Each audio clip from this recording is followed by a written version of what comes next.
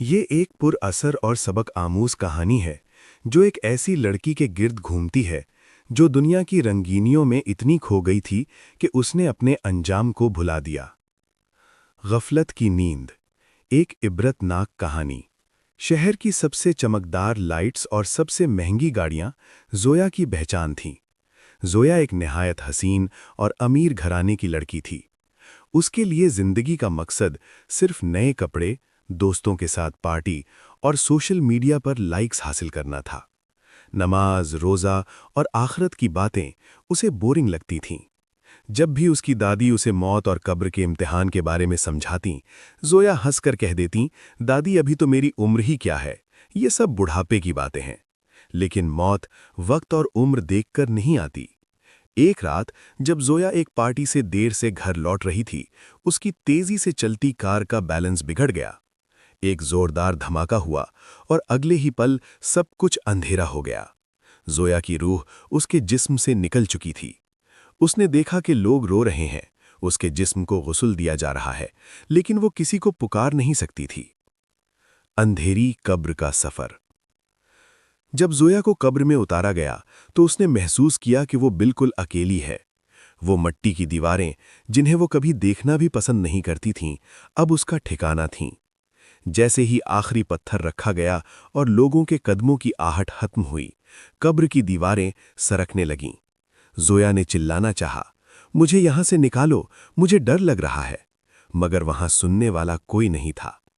اچانک قبر کے ایک کونے سے ایک انتہائی خوفناک شکل والا شخص ظاہر ہوا۔ اس کے جسم سے ایسی بدبو آ رہی تھی جو دنیا میں کبھی محسوس نہیں کی گئی تھی۔ زویا نے پوچھا، تم کون ہو؟ اس نے بھیانک آواز میں جواب دیا، میں تیرے وہ برے اعمال ہوں جو تو نے دنیا میں فخر سے کیے تھے، میں تیرا وہ تکبر ہوں جو تو نے لوگوں پر دکھایا تھا۔ منکر نکیر کا سوال۔ پھر دو فرشتے منکر اور نکیر نمودار ہوئے۔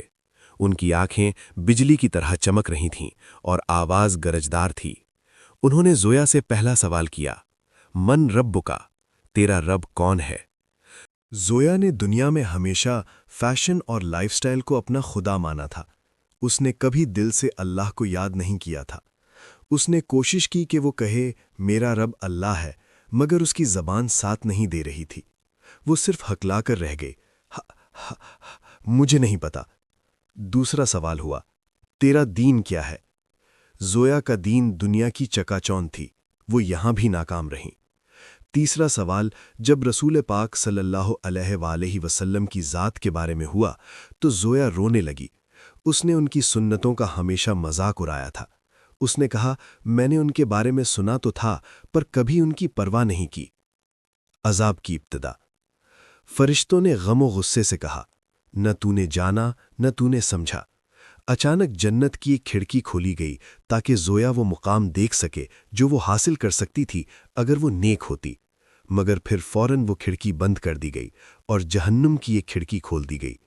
آگ کی لپٹیں اس کی قبر میں آنے لگیں۔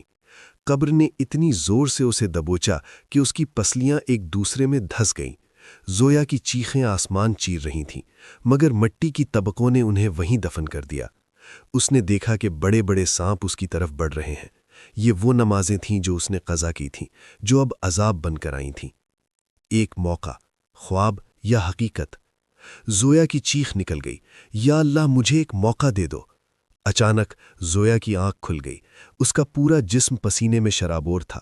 اس نے دیکھا کہ وہ اپنے نرم بستر پر لیٹی ہوئی ہے اور باہر فجر کی اذان ہو رہی تھی۔